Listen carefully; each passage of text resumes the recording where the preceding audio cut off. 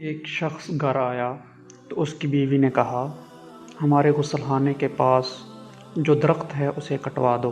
میری غیرت گوارا نہیں کرتی کہ جب میں غسل کر رہی ہوتی ہوں تو پرندے کی نظر مجھ پر پڑے۔ وہ بیوی کی اس بات سے بہت متاثر ہوا اور درخت کٹوا دیا۔ وقت گزرتا رہا۔ ایک دن وہ خلاف معمول اچانک گھر آیا تو دیکھا بیوی کسی مرد کے ساتھ مشغول تھی۔ اسے بہت دکھ ہوا۔ وہ اپنا گھر بار چھوڑ کر بغداد چلا گیا اور وہاں اپنا کاروبار شروع کر لیا۔ اللہ نے کاروبار میں خوب برکت دی اور اپنے روز افزوں کاروبار کی بدولت وہ بغداد کے سرکردہ شہریوں میں شمار ہونے لگا، یہاں تک کہ بغداد کے کوتوال تک رسائی بھی حاصل کر لی۔ ایک دن کوتوال کے گھر چوری ہو گئی۔ پولیس نے مجرم کا سراغ لگانے اور پکڑنے کی بہت کوشش کی لیکن ناکام رہی۔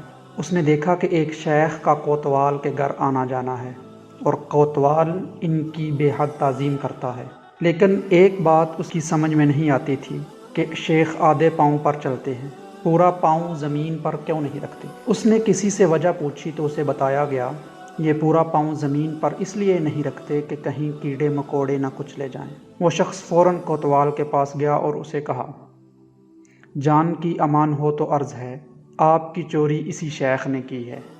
جب تحقیق کی گئی تو مال مسروقہ اسی شیخ سے برآمد ہوا۔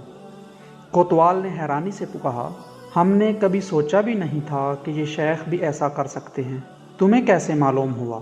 اس نے کہا، میرے گھر میں ایک درخت تھا جس نے مجھے نصیحت کی تھی۔ جو لوگ ضرورت سے زیادہ نیک نظر آتے ہیں یا نیک نظر آنے کی کوشش کرتے ہیں وہ عموماً نیک نہیں ہوتے۔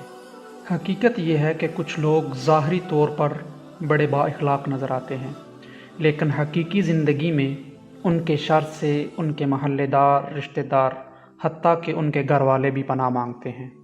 ایسے اخلاق و نیک نامی کا کیا فائدہ جس سے صرف وہی لوگ فائدہ اٹھائیں جن کا آپ کی پریکٹیکل لائف سے کوئی واسطہ ہی نہیں۔ اللہ رب العزت سے دعا ہے کہ ہمیں ظاہری اور باطنی طور پر اعمال صالحہ پر چلنے کی توفیق عطا فرمائے۔